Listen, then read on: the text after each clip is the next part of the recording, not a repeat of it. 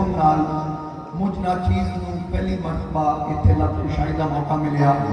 میرے والد گرامی خطیب اہل سنت حضرت علامہ الحاج قاضی منظور احمد چشتی رحمۃ اللہ علیہ ایک عرصہ حضرت قبلہ پیر صاحب نال منسلک رہے اور اسی سلسلے کی ایک کڑی ہے کہ آج جناب نے میں حکم فرمایا میرے واسطے سعادت کہ حضرت قبلہ کی زیارت کا شرف حاصل ہویا اور یہ گلستان میں کے دل خوش ہویا.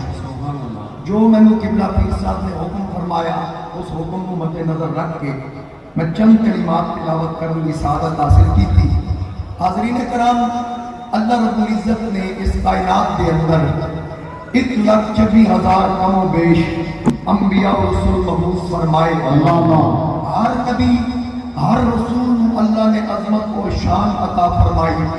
جتنے نبی اور رسول آئے ہر نبی